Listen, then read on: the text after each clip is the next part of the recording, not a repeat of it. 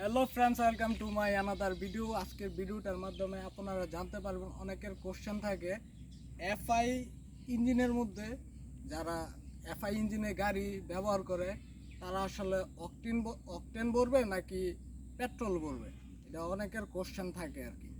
তো আজকে এই ভিডিওটার মাধ্যমে আমি আপনাদের সম্পূর্ণ একটা ধারণা আমি আপনাদেরকে দিয়ে যাব। যদি আমার ভিডিওটা সম্পূর্ণ দেখেন তাহলে আপনারা অতি সহজে এই জিনিসটা বুঝতে পারবেন যে এফআই ইঞ্জিনের মধ্যে পেট্রোল ভালো নাকি অকটেন ভালো। তো দেখেন আমার সামনে একটা বাইক আছে, এটা হচ্ছে ইয়ামাহা FZ-S ভার্সন 2।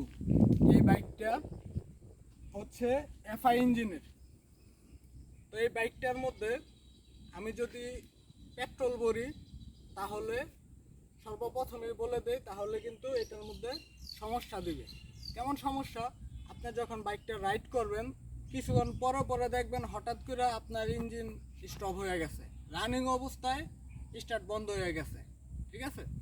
তো তার জন্য আপনারা যাদের এফআই ইঞ্জিনের গাড়ি আছে, এখন সেটা R15 হোক বা FZ হোক বা বিভিন্ন সুজুকির গাড়ি হোক, তো সর্বদাই চেষ্টা করবেন অকটেন ব্যবহার করার জন্য, কারণ মোটরসাইকেলের জন্য বেস্ট হচ্ছে অকটেন।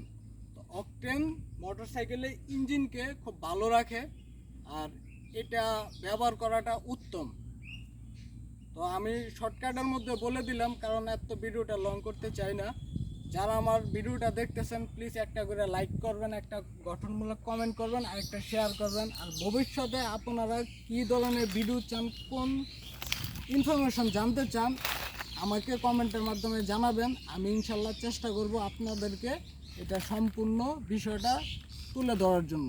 সকলকে অনেক ধন্যবাদ। আসসালামু আলাইকুম।